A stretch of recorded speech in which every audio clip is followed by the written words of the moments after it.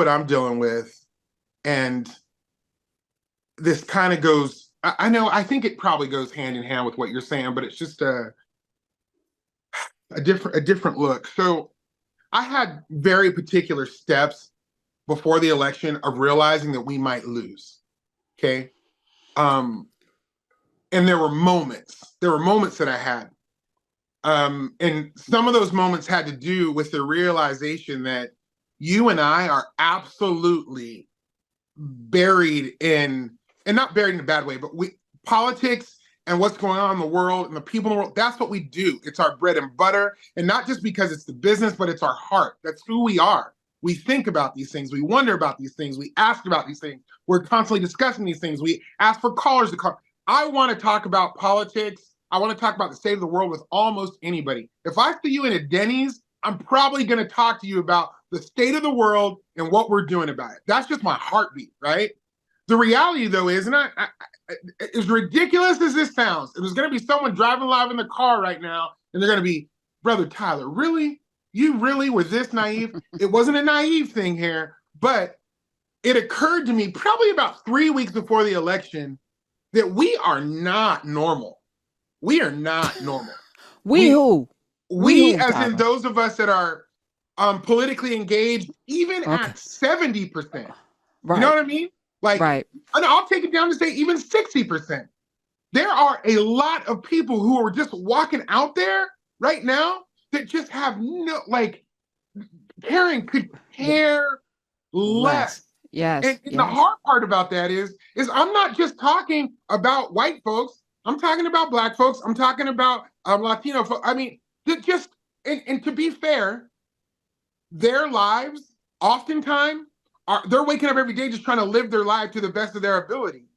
And I'm going to say this, and I'm realizing right now that this is why I haven't been on a lot of shows at this point, because I don't trust everything I'm saying because it's still emotional. But look, and pause before you finish, and that's okay, because we all should be working through what we think, and then also questioning whether what we think is rooted in something real. Sure. and chasing that rabbit hole for ourselves. So no, there's talk your talk, Tyler, and unabashedly say what you need to say.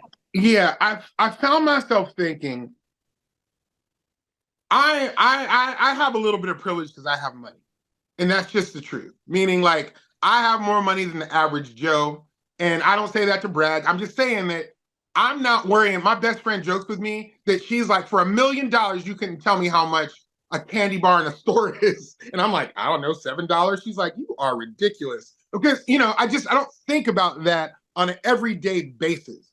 But now let me get clear. I'm not a 1%er. You know what I mean? I'm not like way up in the sky, but I'm at that place where I'm comfortable enough that I am actively looking at everybody around me and going, what do we need to do to make all of our lives better? Now, let's keep it real. When I was broke, I was still that same person. I was. But what I'm trying to get at, though, is I remember what it was like to be broke and finding yourself going, I don't care who's the president. I just need to make sure in the next couple of years, my bank account looks right.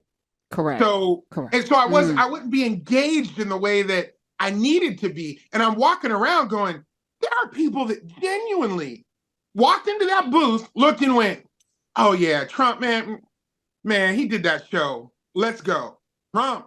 And walked out like they ain't fucking up the whole world. Right? Oh my God.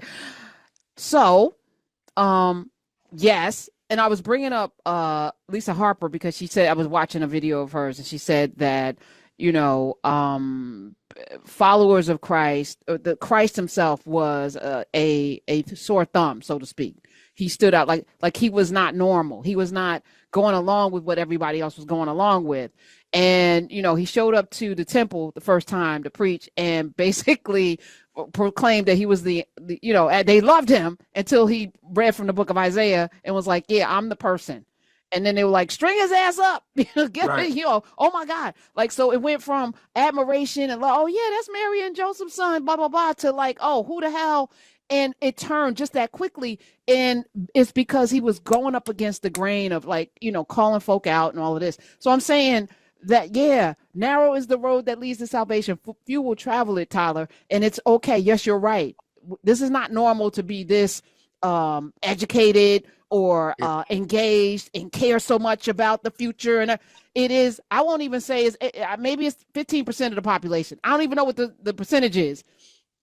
Maybe it's less than 10%. I have no idea, but I do know that I feel good knowing. I'd rather know than not know, but at the same time, what is knowing in a world where misinformation, disinformation, where the media can't be trusted to hold accountable the people who are spreading the bad news and the bad information? What does it matter when people are going to go into a voting booth and have the same voting right that I have and pick a whole damn fascist, insurrectionist, and what pussy grab it and go, yep, okay, that's who I want. Right. What does it matter? So then, for me, and I'm sure a lot of you, my view is now: how's my neighborhood? How's my household?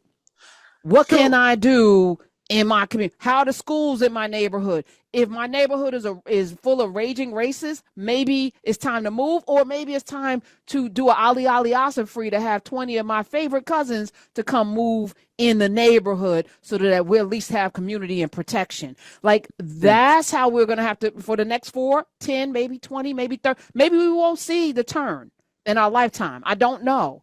But I do know that day by day, we have a responsibility to not throw up our hands. So me not watching cable news or even immersing myself in these stories, because I don't trust the LA Times, I don't trust the Washington Post, I don't trust the New York Times, I don't trust any of these outlets, but I trust us and I trust history, and I trust that we can somewhat get to a place of understanding. But I'm also going to, because I have the power to do that, again, to deputize people who live places to become reporters.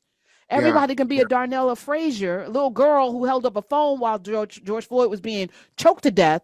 She was a little girl, you know, but had the courage to stand in the moment and make sure we got all 9 minutes and 26 seconds of this man's death. Everybody who lives somewhere, something's going on in your neighborhood. Maybe it's not that horrific. Maybe it's something good that we need to know. My days are cooler, nights are warmer, and I put the blame on you. Time moves slow, but my heart beats faster. When these eyes are looking right at you,